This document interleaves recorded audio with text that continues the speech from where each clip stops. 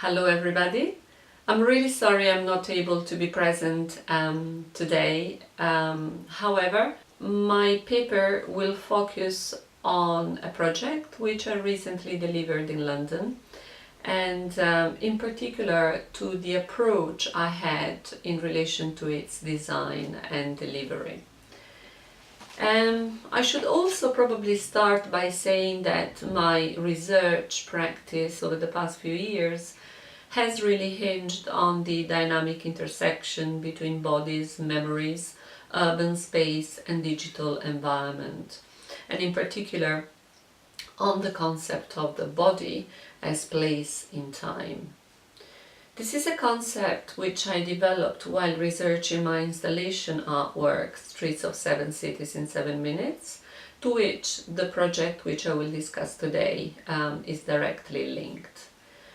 In this short presentation, I will also discuss how multisensory perceptions in relation to embodied cultural practices might constitute an effective way to challenge widely accepted stereotypical representations of culturally diverse communities. My critical thinking reflects a new epistemological project defined by Donna Haraway as situated knowledges, which I suggest could be used in exploring larger societal shifts in our globalized metropolises.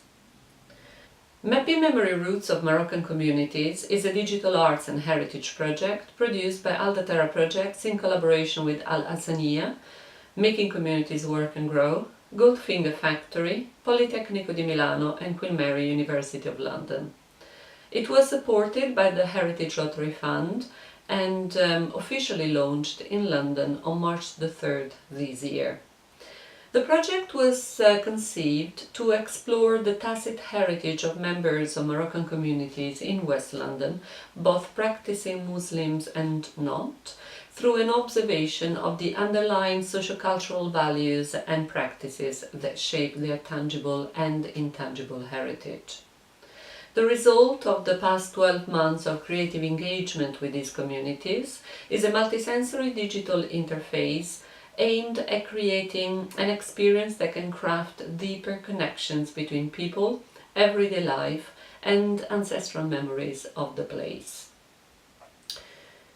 The project takes inspiration from my multisensory installation, Streets of 7 Cities in 7 Minutes, which focused on the observation and extraction of memes, that is, units of cultural ideas, symbols or practices transmitted from one person to another through speech, gestures and rituals, as described by Richard Dawkins in his 1976 book The Selfish Gene.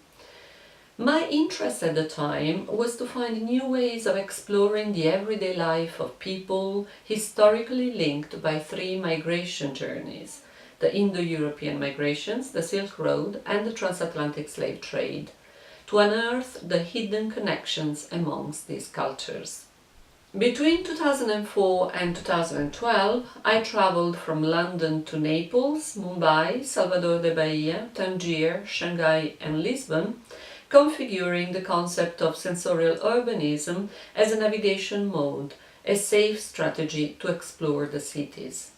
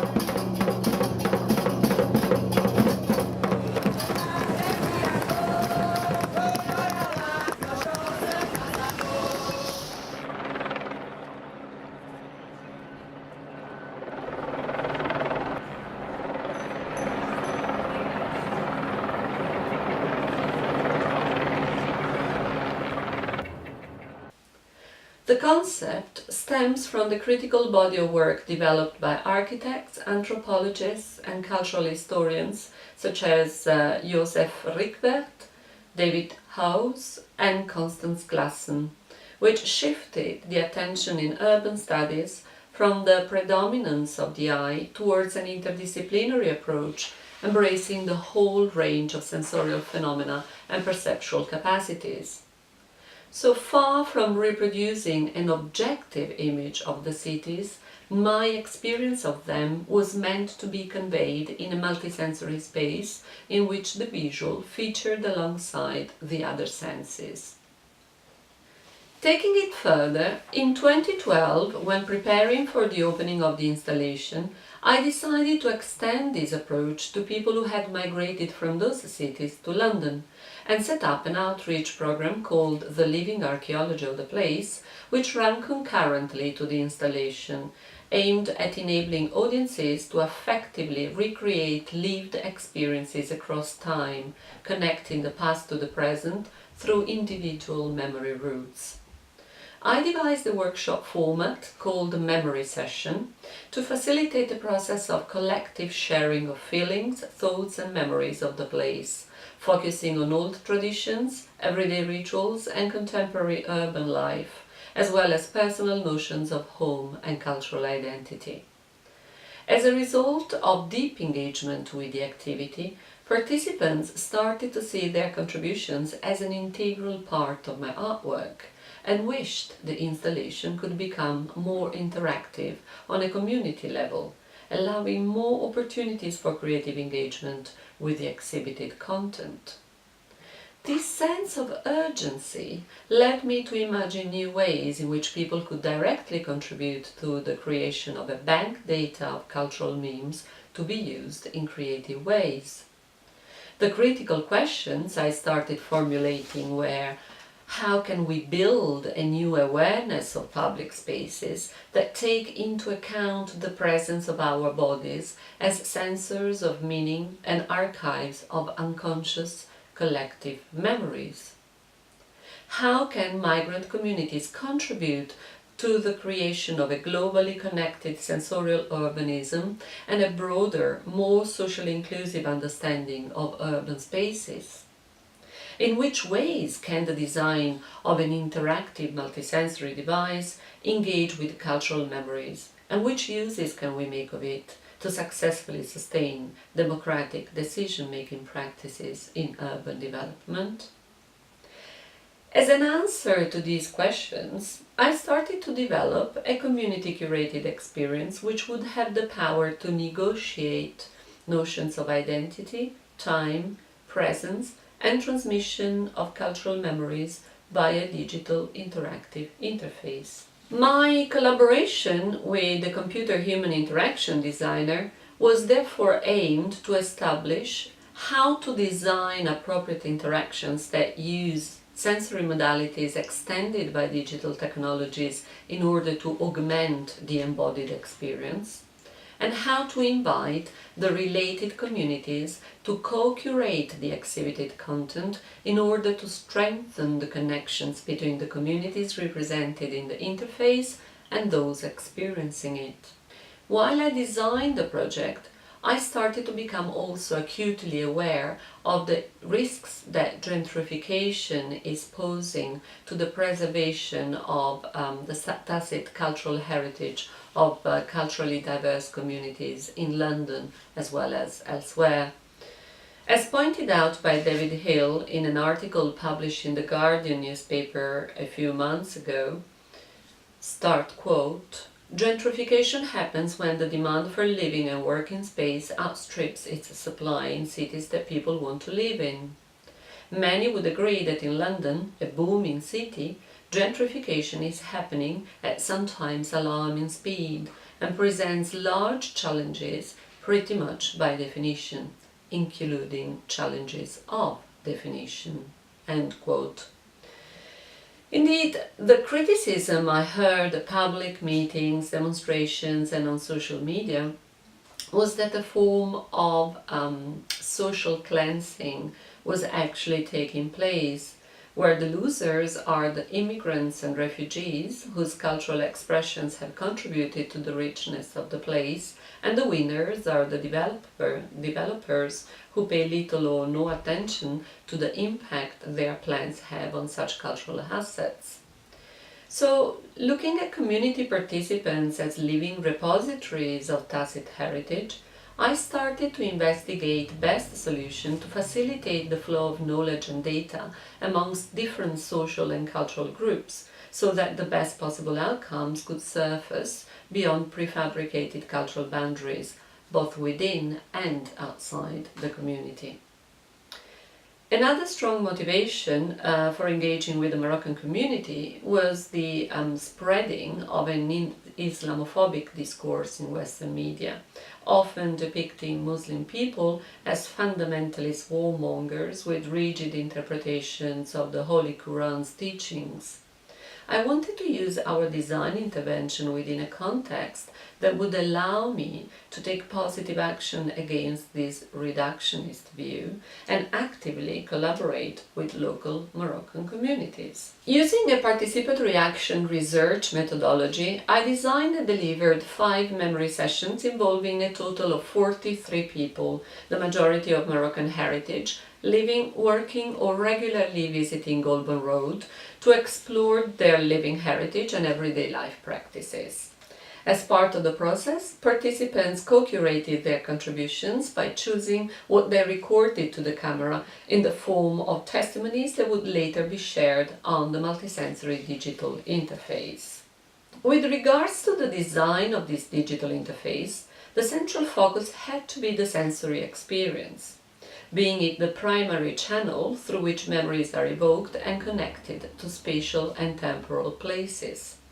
Therefore, we decided to use a tablet in conjunction with a sensorial map of Golden Road, so we could move from the objects to the space, time and cultural significance they reflect.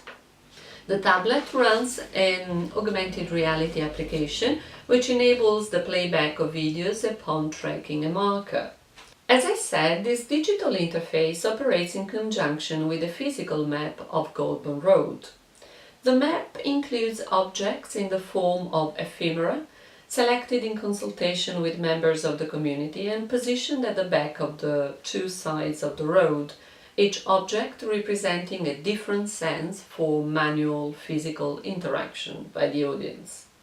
The aim is to represent the street as a living museum of cultural memories expressed in the form of artifacts, behaviors, smells, tastes, and narratives of citizens making up the area. Each cultural meme will require a different sense to be experienced. For example, sticks of cinnamon embody the smell of spices used in traditional Moroccan cuisine. Prayer beads invite audiences to engage with a haptic sense to explore the meaning of these traditional cultural objects. Hidden memes embodied in the objects then surface through gestural manipulation, for example, the movement of the thumb passing through prayer beads to count religious recitations, which interestingly is common to other cultures and religions. So, by engaging with this multisensory interface, users are invited to explore the geographical route deeper, picking up the objects and experiencing their own ancestral memories through an activation of the senses.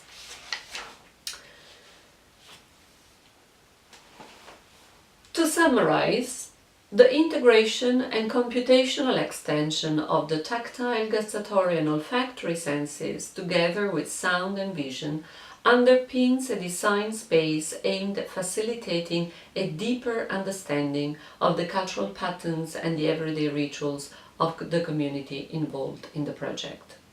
The installation aims to be a space where the socialization takes place, as the anthropologist David Hose would put it, or, even more provocatively, where a form of mixophilia, borrowing Zygmunt Bauman's concept, can be temporarily established, offering visitors an experience of peaceful living with cultural difference while enjoying sensorial stimulation. The collective curatorial process with the Moroccan community to select and describe cultural artifacts populating the street map creates a direct connection and extension of the curator cultural space to that of the participants and the wider audiences, opening up new scenarios in urban planning, but also cultural studies. Touch, smell and taste act as relays of memes, fostering intercultural exchange, enabling a deeper sense of identity and belonging, and facilitating the envisaging of utopian urban futures. I wasn't born in Goulburn Road, I'm born just across the bridge on Harrow Road.